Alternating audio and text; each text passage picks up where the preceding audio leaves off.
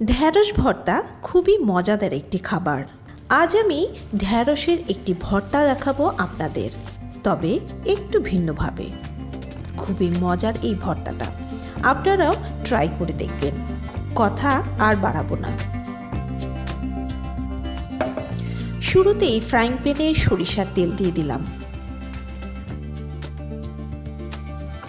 তেল গরম হয়ে এসেছে, এবার এতে কিছু ঢ্যাঁড়স ভেজে নিব। এখানে 250 গ্রাম ঢ্যাঁড়স ভালোভাবে ধুয়ে টুকরো টুকরো করে কেটে নিয়েছি। এবার এগুলো তেলে ভেজে নিব। দিয়ে দিলাম স্বাদ মতো লবণ, নেড়ে সব মিশিয়ে দিলাম।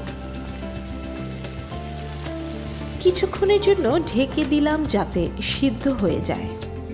চুলার আঁচ এই সময়ে মিডিয়াম রেখেছি, তবে মাঝে মাঝে ঢাকনা তুলে নেড়ে উল্টে পাল্টে দিতে হবে।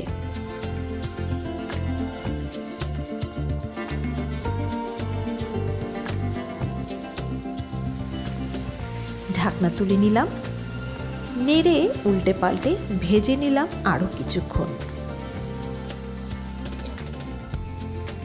ঢ্যাঁড়স পুরোপুরি সিদ্ধ হয়ে গিয়েছে, এবার এগুলো তুলে নিচ্ছি প্যান থেকে। একটি বাটিতে তুলে রাখলাম ঢ্যাঁড়সগুলো।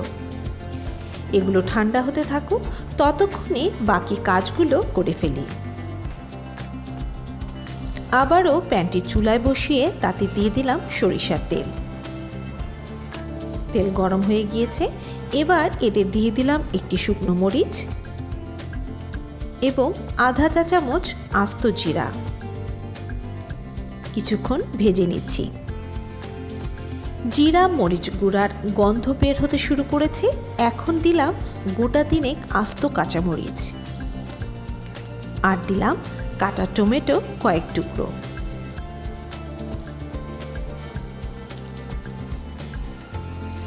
সাথে দিলাম অর্ধেক করে কাটা 2টি পেঁয়াজ। এগুলো সিদ্ধ হওয়ার জন্য কিছুক্ষণের জন্য ঢেকে দিলাম, তবে মাঝে মাঝে ঢাকনা তুলে উল্টে পাল্টে দিতে হবে যাতে পুড়ে না যায়। টমেটো অনেকটা নরম হয়ে গিয়েছে, এখন দিয়ে দিলাম কয়েক কোয়া রসুন এবং সামান্য তেঁতুল।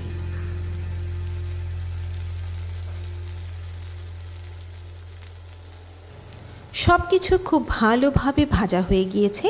এই পর্যায়ে দিয়ে দিলাম 1 মুঠো ধনিয়া পাতা। এগুলো সব মিলিয়ে আরও কিছুক্ষণ ভেজে নিচ্ছি।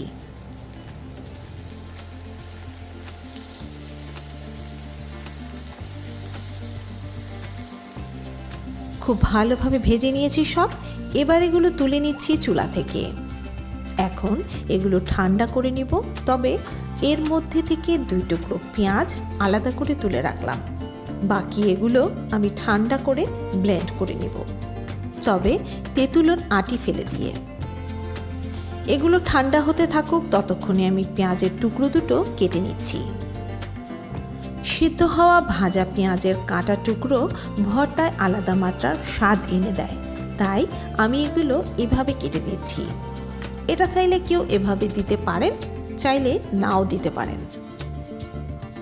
ভাজা পেঁয়াজ টমেটো ঠান্ডা হয়ে গিয়েছে, এগুলো ব্লেন্ডিং জারে দিয়ে দিলাম। তেঁতুল থেকে এর আটি ফেলে দিলাম। এবার এগুলো আমি ব্লেন্ড করে নিব। সব ব্লেন্ড হয়ে গিয়েছে, এবার এর মধ্যে ভেজে রাখা সেই ঢ্যাঁড়সগুলো দিয়ে দিচ্ছি। এগুলো ব্লেন্ড করব, তবে এমনভাবে করতে হবে যাতে স্মুথ পেস্ট হয়ে না যায়, অর্থাৎ কিছুটা আস্ত আস্ত থাকে। ঢ্যাঁড়সও ব্লেন্ড করলাম। এবার এগুলোর মধ্যে কেটে রাখা পেঁয়াজ কুচিও মেখে নিব। কেটে রাখা ভাজা পেঁয়াজ কুচির সাথে দিয়ে দিলাম ব্লেন্ড করা ভর্তা।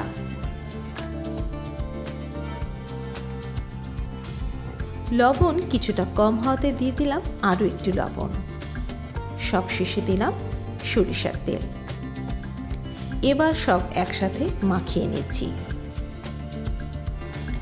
তৈরি হয়ে গেল বাটাবাটির ঝামেলা ছাড়া মজাদার ঢ্যাঁড়স ভর্তা। অনেক রকমের করেই তো ভর্তা খাওয়া হলো, এবার না হয় এমন করে একবার খেয়ে দেখবেন।